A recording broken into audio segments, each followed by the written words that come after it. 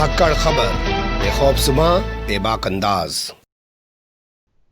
धाकड़ खबर के news room से मैं आपके साथ हूं, अकरम रईस खान। बहुत सारे लोग फोन करते हैं, बहुत सारी जगह से फोन करते हैं, चाहते हैं धाकड़ खबर के साथ जुड़ जाएं, लेकिन हमारे पास उतना बड़ा सेटअप तो है नहीं कि तमाम लोग साथ जुड़ जाएं और फिर वो जो खबरें भेजें उनको हम बना के आपके सामने रख दें। अब अगर वो खबरें भेजेंगे, हम बनाएंगे नहीं, तो उनको भी नाराजगी होती है। तो हम लोग माफी चाह लेते हैं जब तक हमारे पास उतनी व्यवस्थाएं नहीं होगी। लेकिन एक शख्स हैं जो भोपाल से हमारे साथ जुड़ रहे हैं, नाम है शकील अहमद सिद्दीकी। लखनऊ के रहने वाले हैं, पिछले काफी दिनों से भोपाल में रह रहे हैं, धाकड़ खबर को बहुत पसंद करते हैं। धाकड़ खबर ने भी तय किया है कि चलिए कम से कम उनसे जुड़ा जाए और जुड़ के भोपाल की राजनीति, मध्य प्रदेश की राजनीति को समझा जाए। वो बारीकी से उस पर अपनी पकड़ रखते हैं, यानी कि धाकड़ खबर के वो पत्रकार साथी हैं। तो धाकड़ खबर अपने पत्रकार साथी से बात करने जा रहा है और आज का जो टॉपिक है वो ये कि जो 22 विधायक गए थे कांग्रेस के, वो तो गए, एक और टूट के चले गया। टूट के जाते ही बीजेपी ने उसको भी मंत्री बना दिया। इसके अलावा एक खबर आ रही है कि वहां पे एक विधायक को और सस्पेंड कर दिया गया है। तो क्या अब जो 24 सीटों पे चुनाव होने वाला था वो 26 सीटों पे होगा या 24 पे अलग होगा, इन 2 सीटों पे अलग होगा, क्योंकि इनके जो है 6 महीने के अंदर अंदर चुनाव होगा। तो क्या प्रक्रिया होगी और राजनीति वहां पर किस तरीके की करवटें बदल रही है। और गुना वाला जो मामला है जहाँ पे दलित दंपत्ति ने जहर पी लिया था, वहां पर डीएम एसएसपी को हटा दिया, कहीं पुलिस वालों को सस्पेंड कर दिया गया, उस मामले में क्या चल रहा है, इन्हीं सारे पहलुओं पर बात करेंगे। बहुत शुक्रिया शकील भाई, कैसे हैं आप? ठीक है सर, बढ़िया, फर्स्ट क्लास। भोपाल का मौसम यहाँ कैसा है पहले बताइए। भोपाल का मौसम बहुत अच्छा है। मौसम बिल्कुल जो है ऐसा लग रहा है कि बारिश अब होगी तब होगी, और बारिश हो भी रही है इस वक्त। बहुत अच्छा मौसम है यहाँ पर। जो है स्पॉट भी अच्छे हैं कि लोग जो है बारिश के मौसम में स्पॉट पर चले जाते हैं। वहाँ पर थोड़ा सा ठंडी हवाएं मिलती है और उसका मजा लेते हैं। लखनऊ के मुकाबले झीलों के शहर भोपाल में जाके आपको कैसा लगता है? बहुत अच्छा लग रहा है, और लोग भी बहुत अच्छे हैं यहाँ, और एक दूसरे को बहुत कोऑपरेट करते हैं और मदद करने में वो इस बात की तलाश करते हैं कि अगर कोई उनको ये दिखे कि कोई मजलूम है, कोई मदद चाहता है, तो वो अपनी गाड़ी रोक कर उतर कर आकर उसकी मदद करते हैं। किसी गाड़ी में अगर पेट्रोल खत्म हो जाए तो अपनी अपनी गाड़ी से उसको धक्का लगाते हुए पैर से पेट्रोल पंप तक ले जाते हैं। ऐसा मेरे साथ कई बार हुआ है। चलिए, तो आप अपनी गाड़ी में पेट्रोल कम मत रखा कीजिए। पत्रकारों की गाड़ी में पेट्रोल कम नहीं रहना चाहिए, क्योंकि कुछ नहीं पता सर किस वक्त कहाँ चलना सर पड़ जाए। जी जी, लॉकडाउन के बाद हुआ ये कि लॉकडाउन तक गाड़ी अपनी खड़ी रही, और मुझे इसका ख्याल नहीं रहा कि कितना पेट्रोल है, तो निकले तो दिक्कत हो गई। लेकिन आइंदा इंशाल्लाह नहीं होगी। चलिए, कुल मिला के आपके यहाँ का मौसम अच्छा है, लोग सैर सपाटे पे यहाँ निकल जाते हैं। भोपाल जैसा मैंने कहा झीलों का शहर है, बड़े खूबसूरत शहर है। मेरी भी तमन्ना है जी कभी मौका लगे तो जाऊं, एक आध शहर तो जी देख ही लूं। तो पता चला है कि बागपत के खेतों में घूम घूम के जिंदगी खत्म हो जाएगी। खैर, मैं मैं आपसे ये समझना चाहता हूँ कि जो लोधी गए हैं टूट के जी और उनको जाते ही एक बोर्ड का चेयरमैन बना दिया है, और ऐसे बोर्ड का चेयरमैन बना दिया जिसको कैबिनेट मिनिस्टर का दर्जा है। तो क्या कांग्रेस में अभी जो टूट का सिलसिला है वो बंद नहीं हो रहा है? दरअसल कांग्रेस के अंदर कोई जो है वो मॉनिटरिंग करने वाला नहीं है। हर नेता यहाँ पर, जो बड़े बड़े नेता हैं, वो अपने अपने उसमें रहते हैं कि हमारी जो है, हम जिस सीट पर उस पर बने रहें, जो हमारी गरिमा है वो बनी रहे। उसके सामने वो किसी को टिकने नहीं देते। अभी जो राज्यसभा का चुनाव हुआ, आपने देखा होगा कि 2 कैंडिडेट कांग्रेस से उतारे गए थे, दिग्विजय सिंह थे। तो दिग्विजय सिंह को पहले जो है उनको आगे किया गया, और उनको आगे करने के बाद फिर उनकी जब सीट निकल गई, तो दूसरे जो कैंडिडेट थे उनको जो है तकरीबन 36 सीटें मिली, 36 वोट मिले। तो इससे ये लगता है कि ये जो पुराने यहाँ के दिग्गज नेता हैं, ये चाहते हैं कि हम अपने पद पर बने रहें, दूसरों को मौका नहीं दे रहे हैं। अगर दूसरों को मौका दे तो ये जो टूट का सिलसिला है, तो मुझे लगता है शायद ये बंद हो जाए। आपका कहना है कि वो दूसरों को मौका नहीं दे रहे हैं इसलिए टूट का सिलसिला है, लेकिन यहाँ ये है कि कम से कम अपनी पार्टी को मजबूत बनाए रखने के लिए आपको अपने नेताओं को अपने करीब रखना पड़ेगा।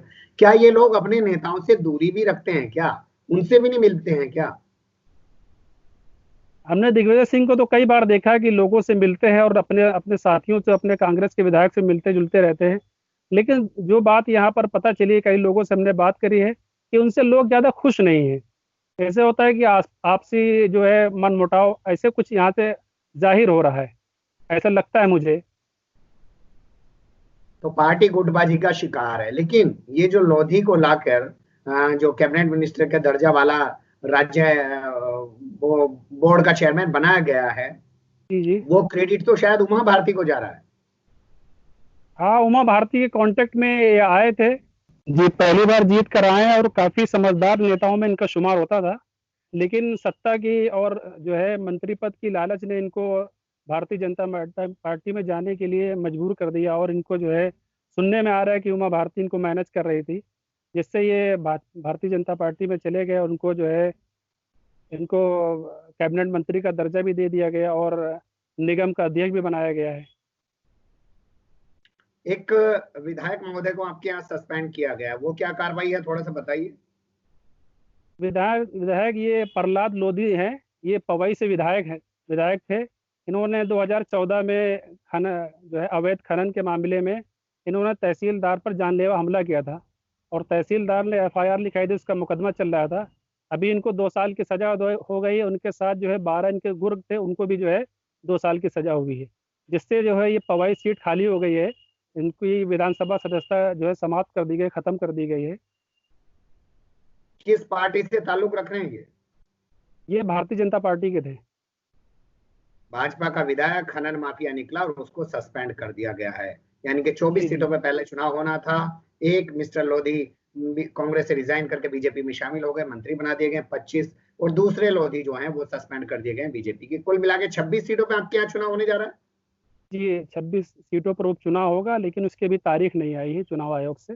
तो क्या 26 सीटों पे चुनाव होगा कि 24 पे होगा या 25 पे होगा? 25 पे मैं इसलिए कह रहा हूं कि अगर निचली अदालत ने बीजेपी के विधायक को 2 साल की सजा सुना दी है तो उस फैसले के खिलाफ हाईकोर्ट जा सकते हैं। हाईकोर्ट मान लीजिए उनकी सजा पे रोक लगा दे तो फिर तो चुनाव होगा नहीं, तो 25 ही सीटों पे चुनाव होगा। और दूसरे जो अभी बीजेपी में शामिल हुए हैं मिस्टर लोधी, अगर मान लीजिए जी, उनकी सीट पे चुनाव आयोग बाद में चुनाव कराना चाहे तो इस कंडीशन में तो 24 सीटों पे चुनाव होगा। आपके क्या रिपोर्ट मिल रही है आपको?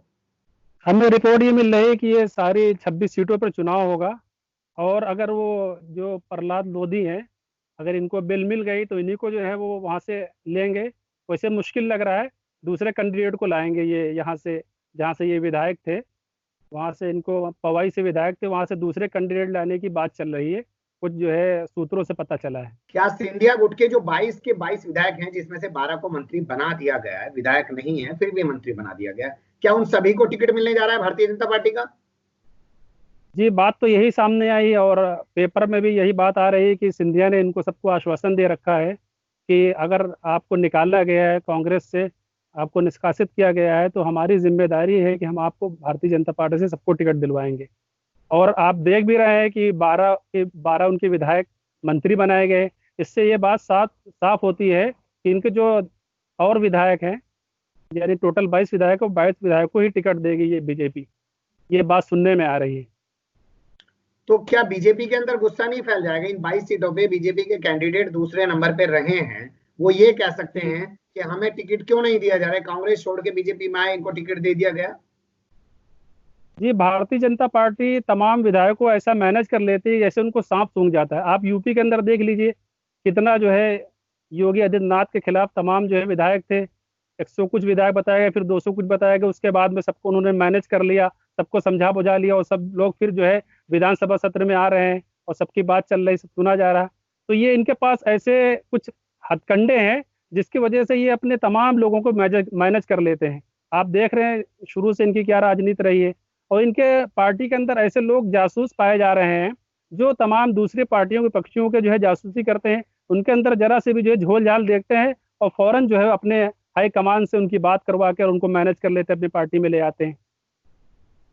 ये आपने बिल्कुल सही कहा। इसका हमारे पास उदाहरण है कर्नाटक में, इसका हमारे पास उदाहरण है मध्य प्रदेश में, अब राजस्थान का नंगा नाच हम लोग देख ही रहे हैं। लेकिन आप नजर बनाए रखिएगा मध्य प्रदेश की पल पल बदल रही इस राजनीति पर, क्योंकि इन 26 सीटों पे होने वाला चुनाव काफी महत्वपूर्ण है।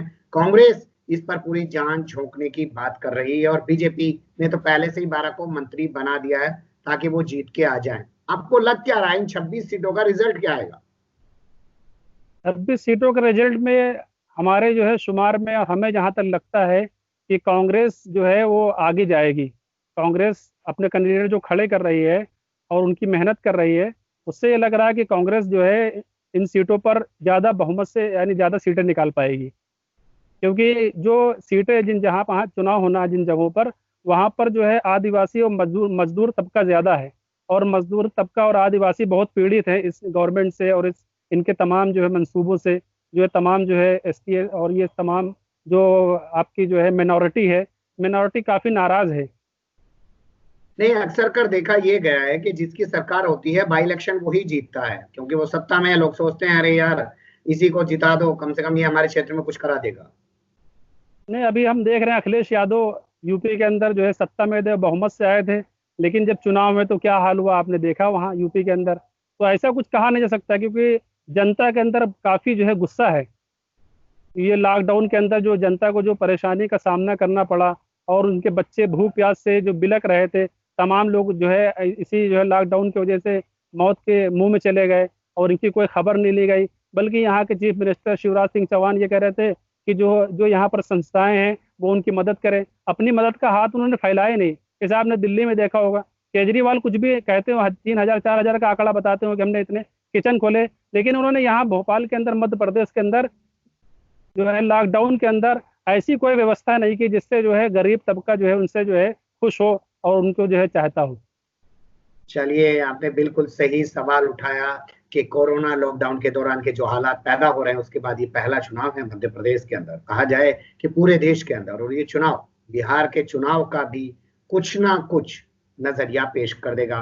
लगता है इसी के चलते बीजेपी फूंक फूंक के कदम रख रही है और चुनाव कराने में जल्दबाजी नहीं कर रही है। बहुत शुक्रिया शकील साहब, फिर आपसे मुलाकात होगी किसी और मुद्दे के साथ।